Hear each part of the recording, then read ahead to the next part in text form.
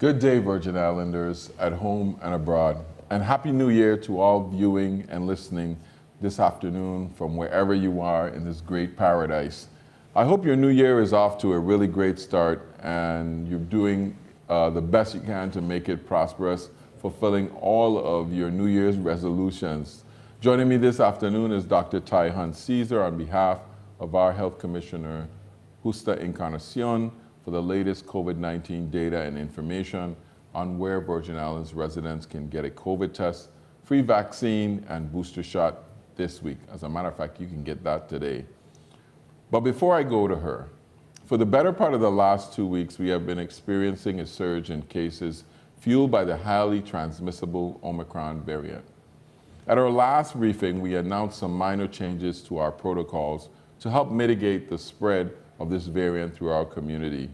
Those changes included time restrictions at bars and nightclubs and restaurants. We implemented a 72-hour testing requirement for all travelers coming into the territory and residents as well, vaccinated or unvaccinated. And we scaled back some of our government operations to ensure the safety of our employees by reducing interactions with the general public. We said that we would monitor the number of active cases and reevaluate the decision on these protocols every 2 weeks.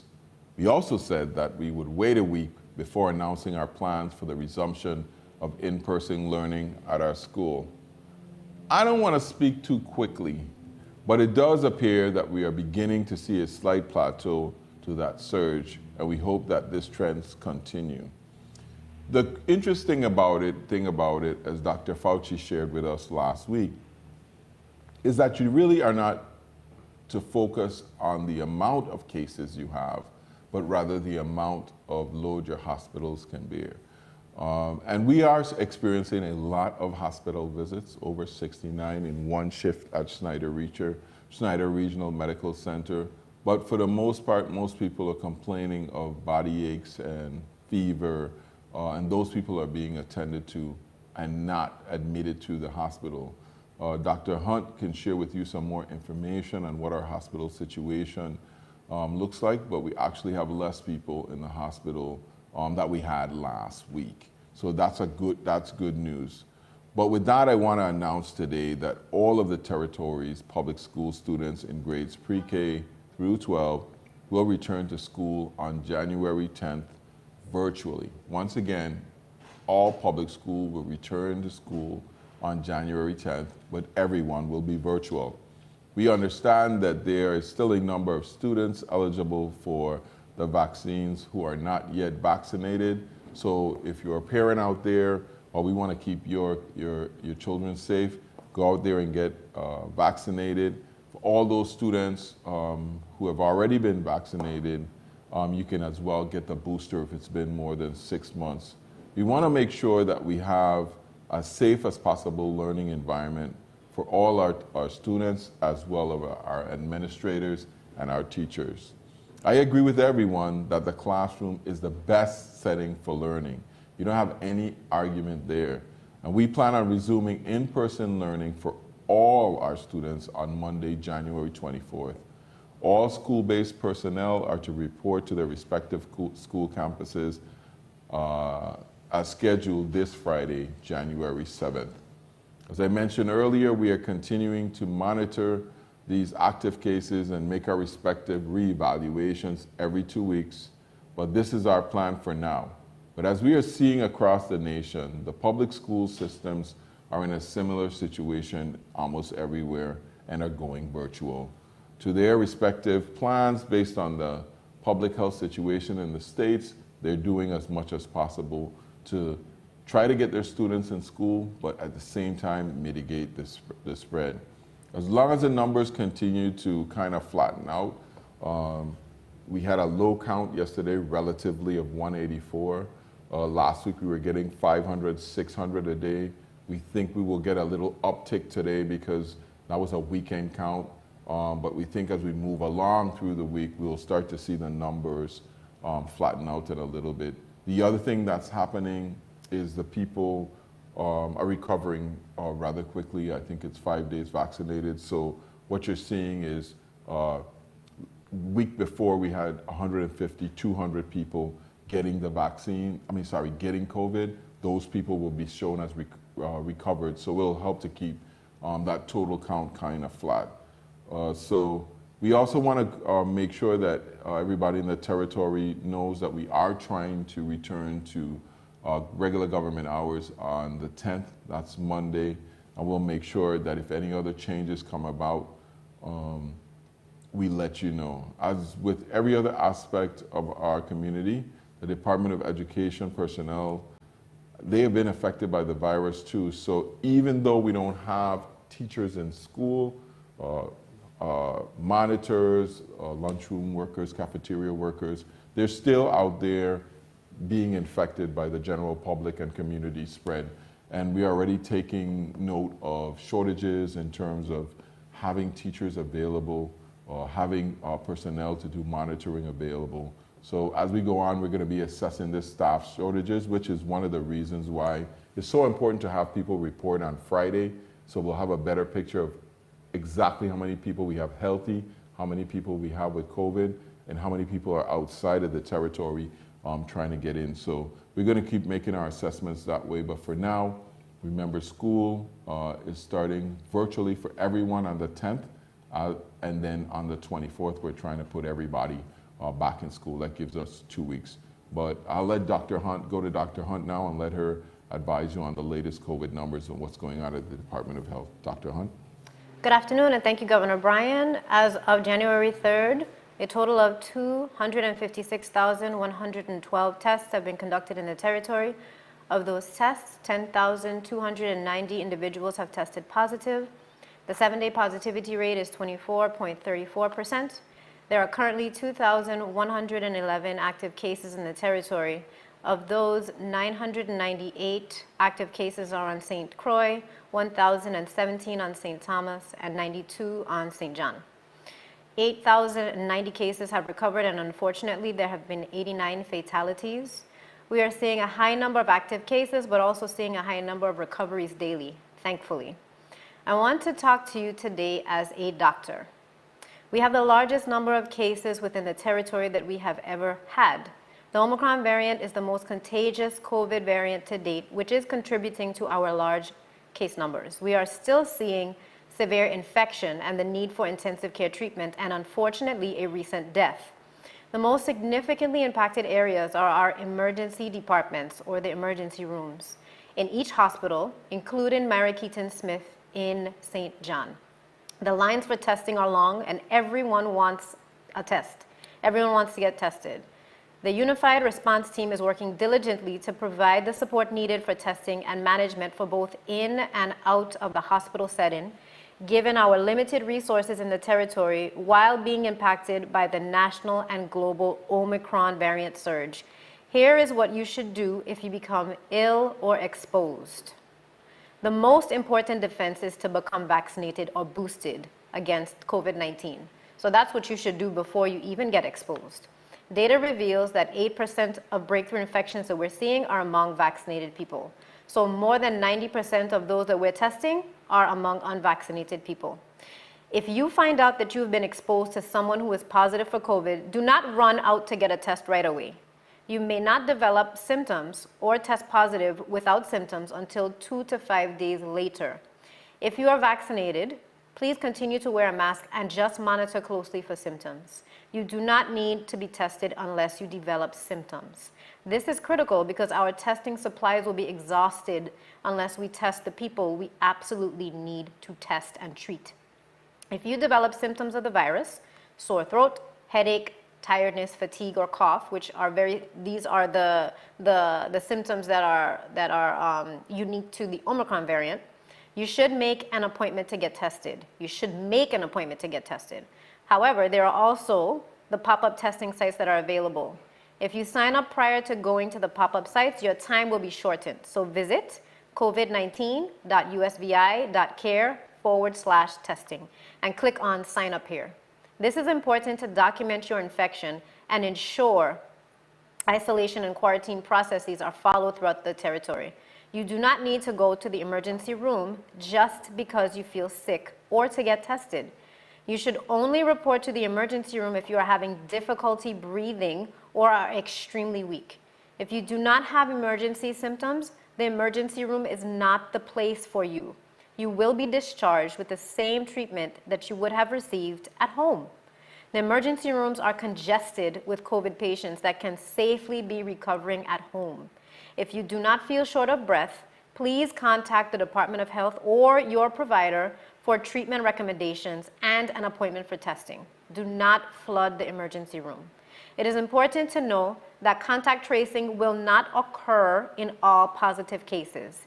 If you test positive, the Department of Health epidemiology team will not contact you for tracing unless you are hospitalized or considered extremely high risk. To request a return to work letter, please submit a request to email results@doh.vi.gov. Again, email your request to results@doh.vi.gov. It's important to understand that while contact tracing is not going to occur, you still need to do the right thing and quarantine and isolate if you receive a positive test and are symptomatic. We are depending on you. We are seeing higher rates of COVID among pediatric ages, including newborns, infants, and toddlers less than 5 years of age.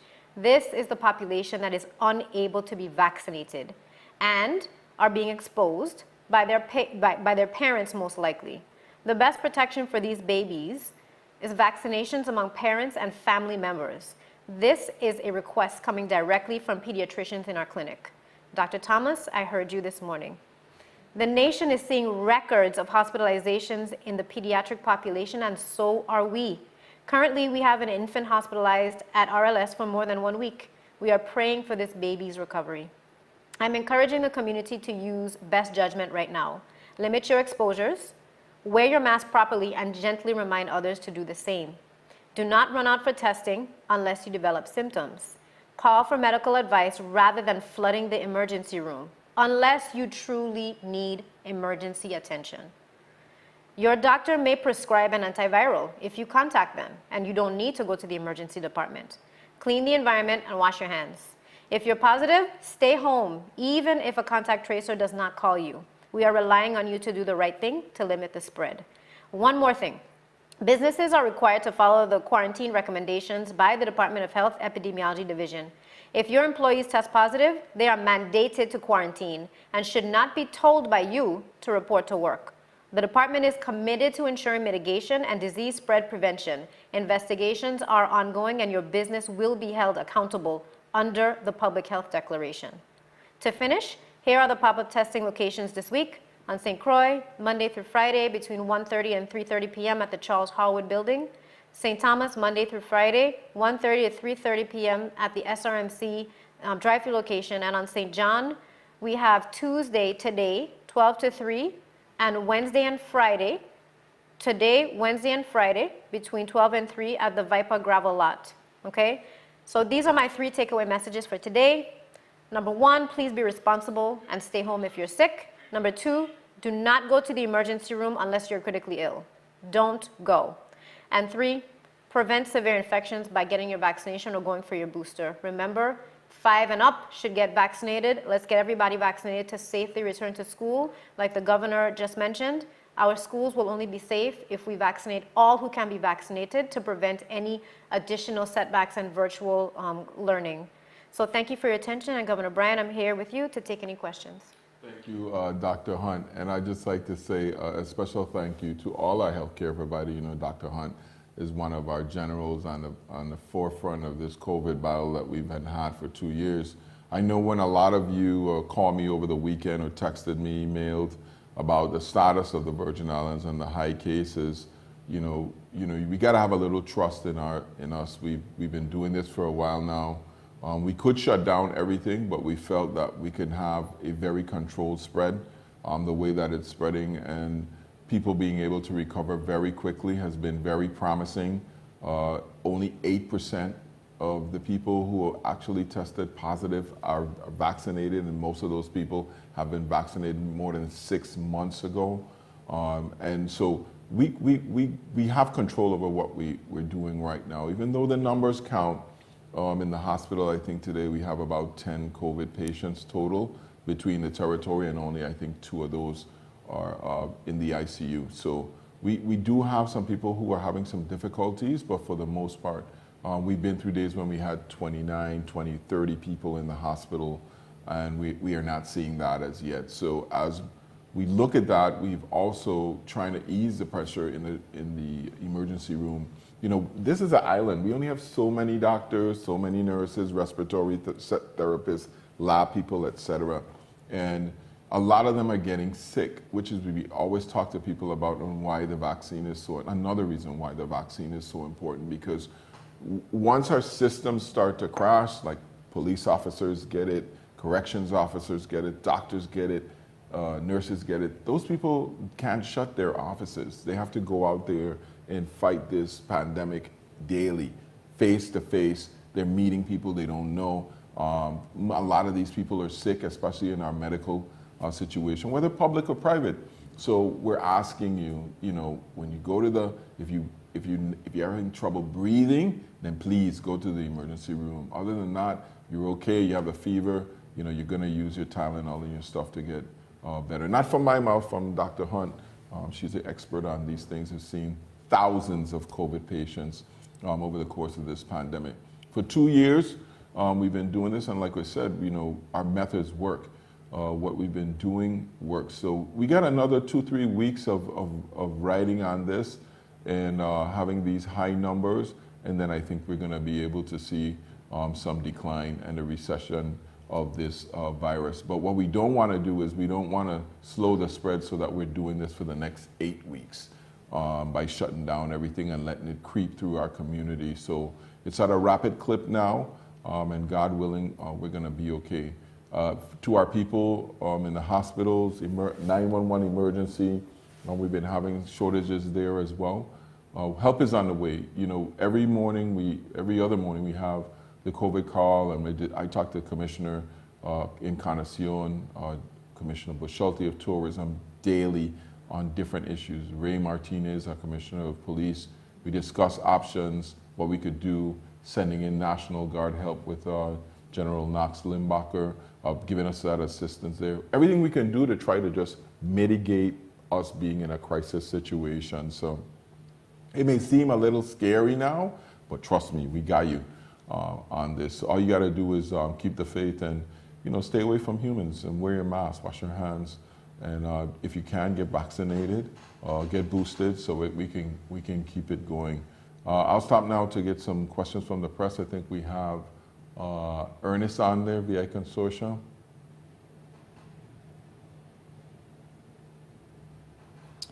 Hello, Gov. I was just on the line. Sorry, didn't have any questions today. Thank you. Ernest, you there?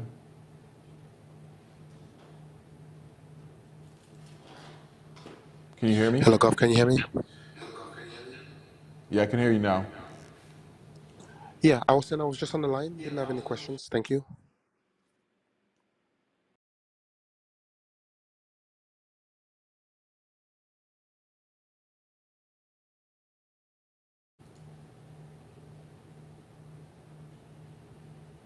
No questions, Susan?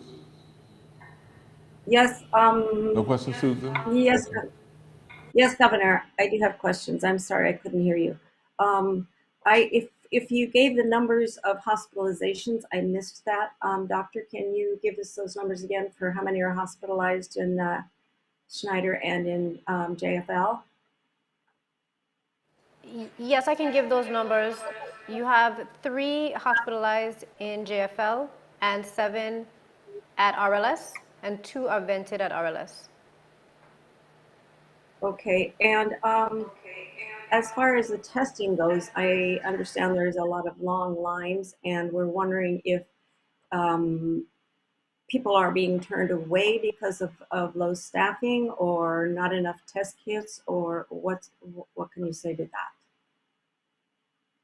Testing more people than we've ever tested. I mean, last week we were averaging 2,000 people per day, 2,300 per day, which is really high. We would do around 600 in low times and 1,000 in high times. So that's why you're getting those high numbers like 300, 400 a day, because we're performing so many tests. We have about 40,000 tests in stock, so there's no shortage of tests, and we supply the labs and other places with testing equipment. We are ordering more, and certainly these numbers that we're getting would justify us getting more. The president also is sending us rapid home tests. They're making those available as well too. Those should be coming in shortly, as well as more testing. So there's no shortage there. That's great to know. And Governor, just one more question. As far as travelers, are we able to get our people back in to the territory that are trying to come home and not able to get negative tests in time? How is that going, and what's going on with cruise ships? Thank you, Sun. Good questions, excellent. So as far as people getting home, we have been trying to work with people the best we can. I told people that we would be pretty easy about the test at 72 hours testing requirement for the first couple days. Tomorrow, Wednesday, we're gonna get a little bit stricter about taking those tests. But we have been working with people, different situations, to allow them to get home safely by giving them the green chip. So if you're having a problem, you should call the hotline there on the Department of Tourism, and we should be able to help you get home. But you need a 72-hour test. I mean, we put this in place to discourage people from traveling, period, but we know people were away for the holidays, so we're doing our best to get them in. As far as the cruise ships, we have a memorandum of understanding with the cruise ships that causes them to report at 72, 48, and 24 hours in terms of their infection rate. If their infection rate rises above 1%, they're not allowed to disembark from the cruise ship. This is a memorandum of understanding that we have with all the cruise lines that visit our ports. It's the same memorandum. I'd just like to say that when we first started, the cruise ships were telling us that if we had a positivity rate above 3%, they wouldn't come in. Our positivity rate is now above 20%, and they still want to come in. And to the public, the cruise lines have been great partners for us from before COVID. We're in more danger to them than they are to us in terms of our positivity rate that we get now. And I'd also like to say a lot of the cruise ship infections have been the crew rather than the actual staff. Rather than the cruisers who have been creating the situation where they can't come in. They are, and I understand, having some further conversations about maybe amending those to 2%, which we are open to. It's not 2% is not a high rate or level of infection, but there's a considerable amount of investigations going on right now by the CDC into cruise ship operations. Someone was recommending, I understand, on the radio the other day that we set up a cruise ship hospital. What a management nightmare that would be for us to have to manage coronavirus in a cruise ship, as well as have our regular patients in that environment. I think they're doing an excellent job of managing their passengers, and I'm glad they're on the water again, but we'll continue to work with them to see what we could do to make sure we keep our people safe first and our guests as well. Okay, great. And so can you give us an idea of how many ships you've had to turn away? 5? Yeah, It was about 5 ships in total that we turned away, and then because the positivity rate changes every 24 hours because you have people that recover on the ship. So, sometimes at 72 hours they can't come in, and then 48 they may be good, and then 24 hours they're bad again. So we've been working with the cruise lines and trying our best to make accommodations for their coming in. And people ask us why we have it like that. You have to remember that the people that are cruising are not registering on our portal. So we have a 72-hour testing requirement for people coming through the air, but we have an agreement with the cruise ships, and the reason why it's so harsh is because those people are not registered on the portal, and we're counting on our partnership with the cruise ships that they perform extensive testing to their crew as well as their guests. And they've been complying with that, so we're appreciative of that and hope to see them come back soon. I think it's been recommended that people don't take cruises. So have you seen any cruises cancel upcoming calls? Well, I mean, I spoke to Commissioner Bushelti. We constantly monitor both our hotel reservation cancellations as well as cruises. And so far, you know, we haven't seen a dip in the numbers in terms of people traveling. It's amazing to me as well. I mean, we're just leaving the peak season of the holidays, so we would expect to see people a little hesitant, but our tourism product remains strong on land and sea. People want to come in to the Virgin Islands. So I just spoke to a hotel owner, and he was saying he's 100% booked. Our charters are booked, and that's good news for us as we manage this. Thank you, Governor and Doctor. Thank you, Susan. Is that it? No more questions? Everybody just like hold strain. We got couple more weeks to go through this, but we'll be here. You got people like Dr. Hunt, Encarnacion, Director Joshin, our whole medical and epidemiology team are working on this, and to all of my people out there on the front lines, our police officer, emergency room, 911, EMT, nurses, doctors, and all of the allied health people. From the bottom of my heart, thank you for everything we do. We do have a lot of help on the way. We've ordered extra nurses and everybody because we know you're getting tired. I told the commissioners and the hospital executive directors this morning, like when we get this help and we cools off, make you guys take mandatory vacations, take a couple of days off on administrative leave on us to make sure that you get the rest you needed, because I don't know how many more of these we have to go through, but we built for it. God bless. Stay safe, stay sanitized. Love you.